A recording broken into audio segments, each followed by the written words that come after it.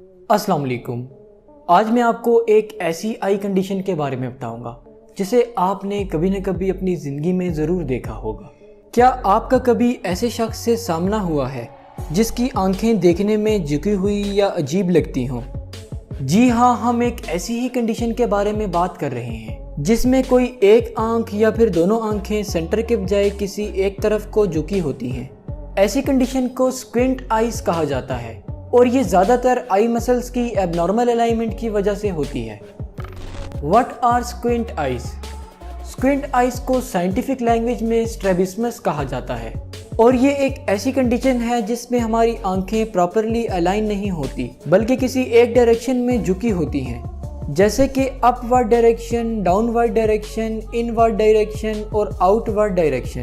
Squint eyes ज़्यादातर बच्चों में पाई जाती हैं, अलबत्ता बहुत से केसेस में स्क्विंट आइज ओल्डर पीपल में भी देखी गई हैं।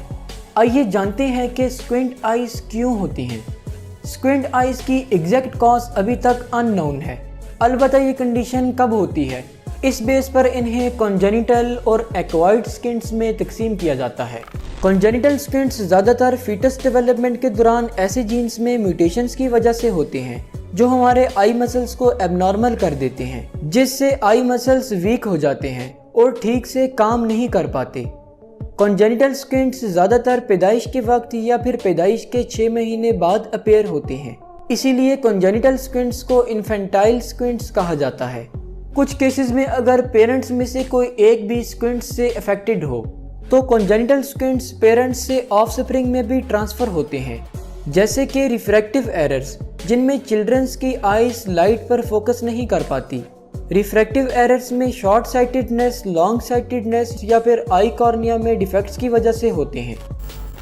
Acquired squints. एक्वायर्ड स्क्विंट्स ऐसे स्क्विंट्स होते हैं जो हमारी ज़िंदगी में किसी भी वक्त अपीयर हो सकते हैं और ये ज़्यादातर आई मसल्स की वीकनेस या फिर आई नर्व्स के फंक्शन छोड़ देने से होते हैं।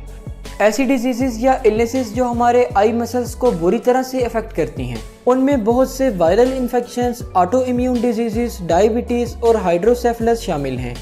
ट्रीटमेंट: अगर आई स्क्विंट्स लॉन्ग साइटेडनेस की वजह से हों तो उन्हें ग्लासेस पहनकर ट्रीट किया जाता है।